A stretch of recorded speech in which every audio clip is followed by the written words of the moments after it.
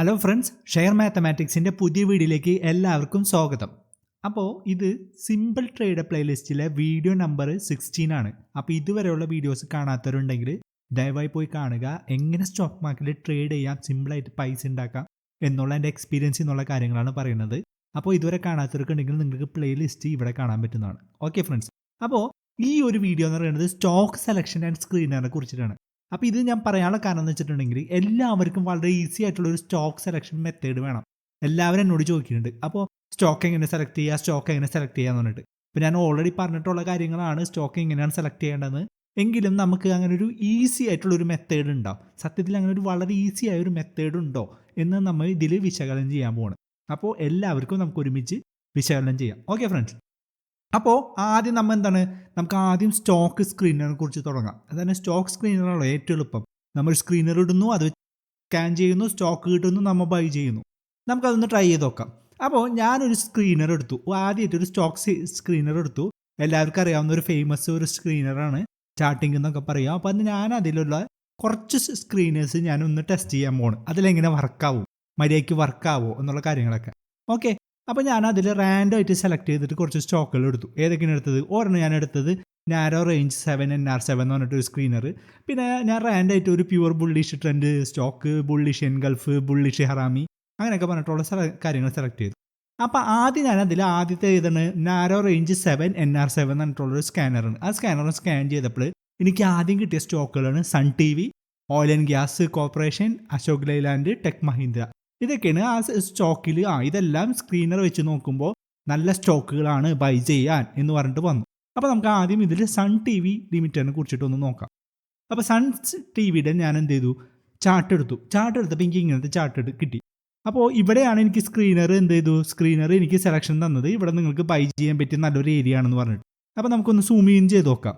Zoom in ചെയ്ത് നോക്കുമ്പോൾ നിങ്ങൾ എന്താണ് കാണുന്നത്?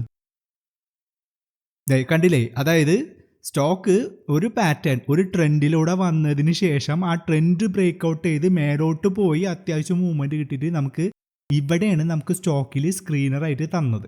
അപ്പോൾ സത്യത്തിൽ നമുക്ക് എവിടെയാണ് വേണ്ടിയിരുന്നത്? വേണ്ടിയിരുന്നത് നമുക്ക് ഇവിടെയോ അല്ലെങ്കിൽ ഇവിടെയോ നമുക്ക് എൻട്രി കിട്ടണമായിരുന്നു. മനസ്സിലായോ? ആ ഒരു എൻട്രിയുടെ ഓപ്പർച്യൂണിറ്റീസ് ഒക്കെ കഴിഞ്ഞ് ഈ സ്റ്റോക്ക് മേലോട്ട് പോയി ഇവിടെ വന്നതിന് ശേഷം ഇവിടെ എത്തിയപ്പോഴാണ് നമ്മളുടെ സ്ക്രീനിൽ വന്നത്. ഇപ്പോൾ നമ്മൾ ലേറ്റ് ആയില്ലേ, നമുക്ക് എവിടെ കിട്ടണമായിരുന്നു? ഇവിടെ കിട്ടണമായിരുന്നു അല്ലെങ്കിൽ ഇവിടെ കിട്ടണമായിരുന്നു. അപ്പോൾ അതിനെന്ത് ചെയ്യണമായിരുന്നു? നമുക്ക് നേരത്തെ ഈ സ്റ്റോക്ക് നമ്മുടെ സ്ക്രീനറിൽ വരണമായിരുന്നു. പക്ഷെ വന്നോ? ഇല്ല, വന്നില്ല. അപ്പോൾ നമുക്ക് അടുത്തെടുത്ത് നോക്കാം. അടുത്ത സ്റ്റോക്ക് ഇത് ഒരെണ്ണത്തിൻ്റെ കേസല്ലേ. അപ്പോൾ അടുത്ത സ്റ്റോക്ക് ഏതാണ്? ഓയിൽ ആൻഡ് ഗ്യാസ്, അതെ ONGC. ഓക്കെ, അപ്പോൾ നമുക്ക് ONGCയുടെ ചാർട്ട് എടുത്ത് നോക്കാം. ONGCയുടെ ചാർട്ട് ഇങ്ങനെ വന്നു.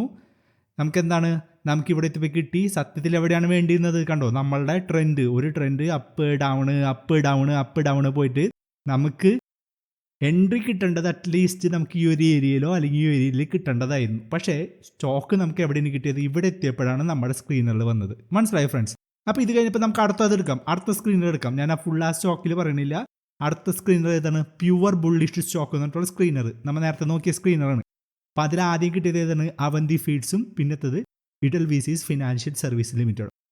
അപ്പോൾ ആദ്യം നമുക്ക് അവന്തി ഫീഡ്സ് ലിമിറ്റഡിനെ നോക്കാം. Okay friends, Avanti feeds limited എടുത്തപ്പോൾ എനിക്ക് ഇങ്ങനെ ചാർട്ട് കിട്ടി. നമുക്ക് എവിടെയാണ് എൻട്രി കിട്ടിയത്? ഇവിടെ. പക്ഷേ നമുക്ക് നല്ലൊരു എൻട്രി പോയിന്റ് എവിടെ കിട്ടിയിരുന്നത്? ഈ ട്രെൻഡ് കണ്ടോ ഫ്രണ്ട്സ്? അതായത് സ്റ്റോക്ക് അപ്പ് ഡൗൺ വന്നൊരു നല്ലൊരു ട്രെൻഡിൽ കൂടെ സഞ്ചരിച്ച് ആ ട്രെൻഡ് ബ്രേക്ക് ചെയ്ത് മേലോട്ട് പോയി വീണ്ടും കുഞ്ഞു ട്രെൻഡുകൾ ഉണ്ടാക്കി നമുക്ക് ഇവിടെയാണ് പോയിന്റ് കിട്ടിയത് ബൈ ചെയ്യാൻ. സത്യത്തിൽ എവിടെയാണ് കിട്ടേണ്ടിരുന്നത്? ഇവിടെയോ. പക്ഷെ പ്യുവർ ബുള്ളിഷ് സ്റ്റോക്ക് എന്ന് പറയുമ്പോൾ എന്താണ്? അത് ഓൾറെഡി ബുള്ളിഷ്ടായി നല്ല മൂവ്മെൻറ്റ് കിട്ടിയതിന് ശേഷം മാത്രമേ നമ്മുടെ സ്ക്രീനറിൽ വരുള്ളൂ. മനസ്സിലായി ഫ്രണ്ട്സ്?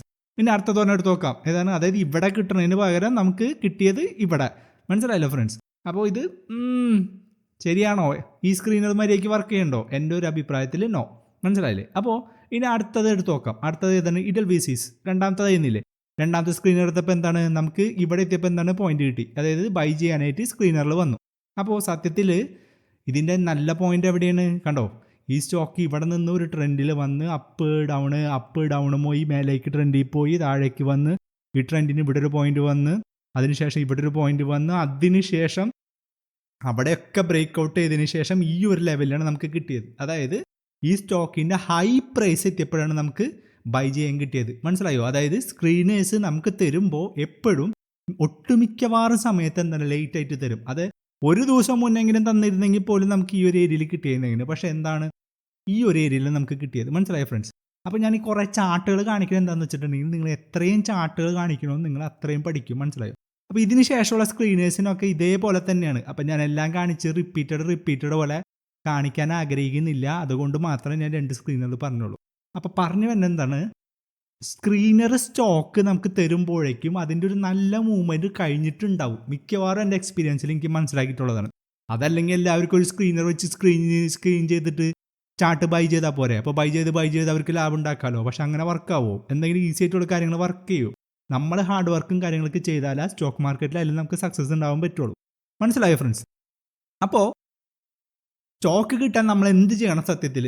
അതാണ് ഞാൻ പറഞ്ഞു വരുന്നത്. ഓൾറെഡി ഞാൻ എൻ്റെ മുന്നുള്ള വീഡിയോസിലൂടെ ഒക്കെ ഞാൻ നിങ്ങൾക്കത് മനസ്സിലാക്കി തന്നിട്ടുണ്ടായിരുന്നു. എന്താണ് ചെയ്യേണ്ടത്?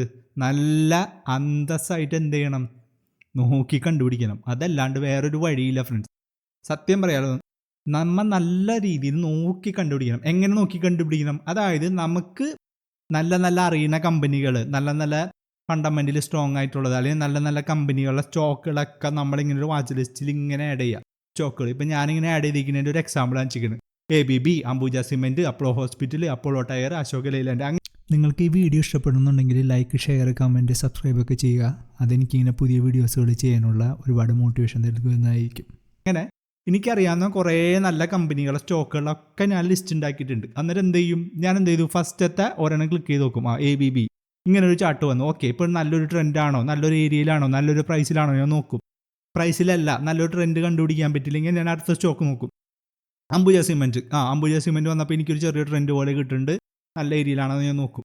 അതിനുശേഷം തന്നെ അടുത്തത് ഞാൻ നോക്കും. അപ്പോളോ ഹോസ്പിറ്റൽ, അപ്പ് ഡൗൺ പോയിട്ട് എനിക്കിവിടെ ഒരു ട്രെൻഡ് കിട്ടി.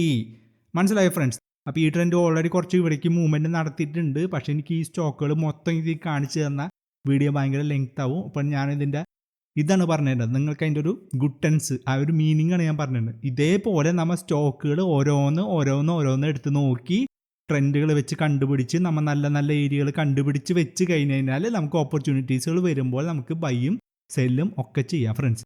പ്രോഫിറ്റൊക്കെ ഉണ്ടാക്കാൻ പറ്റും. അതായത് കുറച്ച് ഹാർഡ് വർക്ക് ഉണ്ടാക്കണം. അതായത് ഈ സ്റ്റോക്കുകളുടെ ഒരു ലിസ്റ്റ് ഉണ്ടാക്കി അതിൽ നമ്മൾ ഓരോ സ്റ്റോക്കുകൾ നോക്കി അതിലെ ട്രെൻഡുകളൊക്കെ നോക്കി മനസ്സിലാക്കി കണ്ടുപിടിക്കാൻ ആദ്യം ഒരു ബുദ്ധിമുട്ട് തോന്നും.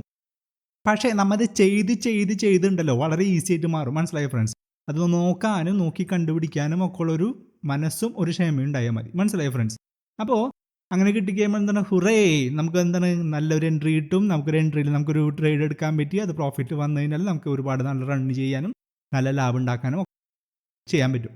ഓക്കെ ഫ്രണ്ട്സ്, അപ്പം നിങ്ങൾ ചോദിക്കും സ്ക്രീനർ ഒട്ടും വർക്ക് ചെയ്യില്ല എന്നാണോ പറഞ്ഞു തരുന്നത്? ഇല്ല, സ്ക്രീനേഴ്സ് വർക്കാവും, കുറച്ചൊക്കെ വർക്കാവും, പക്ഷേ നല്ല രീതിയിൽ വർക്കാവില്ല നമ്മൾ പറഞ്ഞു. അതായത് ഇപ്പോൾ ഇവിടെ നല്ല എൻട്രി നമുക്ക് ഇവിടെയും കിട്ടിയിരുന്നതിന് പകരം ഇവിടെ എൻട്രി കിട്ടി. പക്ഷേ ഇവിടെ നോക്കിയാൽ എന്താണ്, ഇവിടെ ഒരു ട്രെൻഡും ആ ട്രെൻഡിന് ബ്രേക്കൗട്ട് സംഭവിച്ചിട്ടുണ്ട്. പക്ഷേ നല്ല എൻട്രികൾ കിട്ടാൻ മിക്കവാറും സമയത്ത് എന്താണ്, സ്ക്രീനേഴ്സ് ഫെയിലാവും. അതിൻ്റെ ആക്യുറസി കുറവായിരിക്കും. അതാണ് അതിൻ്റെ ഒരു പ്രശ്നം. അതല്ലാണ്ട് ഇത് ഒട്ടും വർക്ക് ചെയ്യണില്ല എന്ന് പറയുന്നില്ല. പക്ഷേ അതിൻ്റെ ആക്യുറസിയും നല്ല ഏരിയകളും കിട്ടണമെന്നുണ്ടെങ്കിൽ നമ്മൾ സ്വയം നോക്കിയിട്ട് തന്നെ കണ്ടുപിടിക്കണം. ഓക്കെ ഫ്രണ്ട്സ്, അപ്പോൾ ഇതൊക്കെ വർക്ക് ചെയ്യാനുള്ള കാരണം എന്താണ്? അതിനുള്ള കാര്യമാണോ? ഇത്രയേ ഉള്ളൂ. അതായത് ഇതിൽ എത്ര പേര് നോക്കും, എത്ര പേര് കഷ്ടപ്പെടും, ഓരോരോ സ്റ്റോക്കുകൾ നോക്കി ട്രെൻഡ് കണ്ടുപിടിച്ച് ആ ലെവലൊക്കെ എത്ര പേര് ട്രേഡ് ചെയ്യുന്നുണ്ടാവും. ഈ ഇന്ത്യ മഹാരാജ്യത്ത് എനിക്ക് തോന്നുന്നു കോടിക്കണക്കിന് ആൾക്കാർ, ലക്ഷക്കണക്കിന് ആൾക്കാർ ട്രേഡ് ചെയ്യുന്നുണ്ട്. എത്ര പേര് നോക്കും, എത്ര പേര് കഷ്ടപ്പെടും, നിങ്ങൾക്ക് തന്നെ പറയാൻ പറ്റും. അതായത് 100 പേര് ട്രേഡ് ചെയ്യുന്നുണ്ടെങ്കിൽ അതിൽ എത്ര പേര് ആൾക്കാർ ഇതുപോലെ നോക്കിയിട്ട് ട്രേഡ് ചെയ്യുന്നുണ്ടാവും. അതായത് നല്ല ട്രെൻഡും നല്ല ഏരിയകളും നല്ല പ്രൈസും നോക്കിയിട്ട് വളരെ കുറവായിരിക്കുള്ളൂ. അത് തന്നെയാണ് സക്സസിൻ്റെ റേഷ്യോയിലുള്ള വ്യത്യാസം. മനസ്സിലായോ ഫ്രണ്ട്സ്? അപ്പോൾ ഇതൊക്കെ പറഞ്ഞിട്ട് ഞാൻ നിർത്തിക്കഴിയുമ്പോൾ ഞാനൊരു കാര്യം കൂടി പറയാം. ഇനി ഇതൊക്കെ നോക്കാനൊക്കെ ആയിട്ട് കണ്ടുപിടിക്കാൻ ബുദ്ധിമുട്ടുള്ളവർക്ക്, അത്ര വലിയൊരു സമയമില്ലാത്തവർക്ക്, ബുദ്ധിമുട്ടുള്ളവർക്ക് മാത്രം വേണമെന്നുണ്ടെങ്കിൽ എൻ്റെ ഒരു ജോയിൻ ബട്ടൺ ഞാനിവിടെ സ്റ്റാർട്ട് ചെയ്തിട്ടുണ്ട്. അതൊരു ജോയിൻ ബട്ടൺ, ഒരു മെമ്പർഷിപ്പ് പോലൊരു ജോയിൻ ബട്ടൺ. അത് ജോയിൻ ചെയ്യുമ്പോൾ അതിന് പേരിട്ടിരിക്കുന്നത് ട്രേഡർ ബൂസ്റ്റർ എന്നാണ്. അപ്പോൾ ഇതെന്താണ് തരുന്നതെന്ന് വെച്ചിട്ടുണ്ടെങ്കിൽ, ആദ്യത്തെ ഒരു കാര്യം എന്ന് വെച്ചിട്ടുണ്ടെങ്കിൽ ഞാൻ വീഡിയോകൾ റിലീസ് ചെയ്യുമ്പോൾ ആ വീഡിയോകൾക്ക് നിങ്ങൾക്ക് ഏർലി ആക്സസ് കിട്ടും. അതൊരു വലിയൊരു കാര്യമല്ല, അത്ര വലിയൊരു സംഭവമല്ല. ഒരു വീഡിയോസുകളിലെ ഏർലി ആക്സസ് കിട്ടും. അതിൻ്റെ ഒപ്പം തന്നെ എനിക്ക് കിട്ടുന്ന സ്റ്റോക്കുകളിലെ ട്രെൻഡുകൾ, അതായത് ഇപ്പോൾ ഓപ്പർച്യൂണിറ്റീസ് ഉള്ള സ്റ്റോക്കുകളും ട്രെൻഡുകളും ഒക്കെ ഞാൻ അതിൽ പോസ്റ്റ് ചെയ്യും. മനസ്സിലായല്ലോ? അപ്പോൾ അങ്ങനത്തെ ഉള്ള ട്രെൻഡുകളും ഇതുകളൊക്കെ നിങ്ങൾക്ക് നോക്കി പഠിക്കാനോ നിങ്ങൾക്ക് എൻട്രിയുടെ പോസിബിലിറ്റികളൊക്കെ നോക്കാൻ പറ്റും. ഓക്കെ ഫ്രണ്ട്സ്, അങ്ങനെ ഒരു മെമ്പർഷിപ്പ് പോലെ ഞാൻ തുടങ്ങിയിട്ടുണ്ട്, ഒരു ജോയിൻ ബട്ടൺ. അപ്പോൾ ഞാനിത് സ്റ്റാർട്ട് ചെയ്യാനുള്ള കാരണം എന്ന് വെച്ചിട്ടുണ്ടെങ്കിൽ കുറേ പേര് എൻ്റെ അടുത്ത് ചോദിച്ചു വരുന്നുണ്ട്, എനിക്ക് കോഴ്സുകൾ തരുമോ, ഇങ്ങനെ ഓപ്പർച്യൂണിറ്റീസ് പറഞ്ഞു തരുമോ എന്ന് പറഞ്ഞിട്ട്.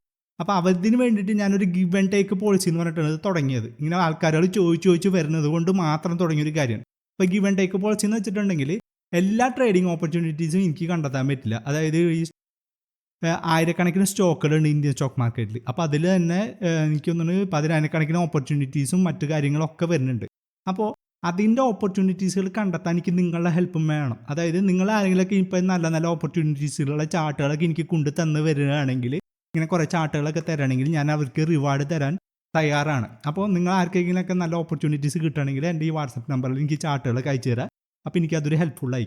ഇനി അതല്ല, ജോയിൻ ചെയ്യാൻ ആഗ്രഹിക്കുന്നവർക്ക് ജോയിൻ ചെയ്യാം. ഓക്കെ, അപ്പോൾ ഇത് ആളുകൾ ചോദിച്ചു വന്നപ്പോൾ എനിക്കിനെ ആലോചിച്ചിട്ട് എനിക്ക് തോന്നിയൊരു ഐഡിയയിൽ ഞാൻ സ്റ്റാർട്ട് ചെയ്തിരിക്കുന്നതാണ്.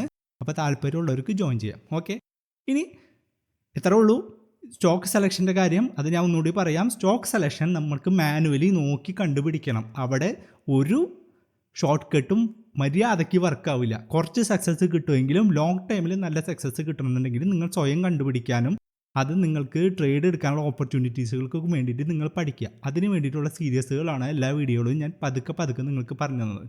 ഓക്കെ ഫ്രണ്ട്സ്, അപ്പോൾ ഇഷ്ടപ്പെട്ട വീഡിയോസ് സബ്സ്ക്രൈബ്, ലൈക്ക് കാര്യങ്ങളൊക്കെ ചെയ്യുക, കമൻ്റൊക്കെ ചെയ്യുക, ഫീഡ്ബാക്കൊക്കെ തരിക. അതൊക്കെ എനിക്ക് ഒരുപാട് ബൂസ്റ്റപ്പൊക്കെ തരും. Okay friends, thank you so much.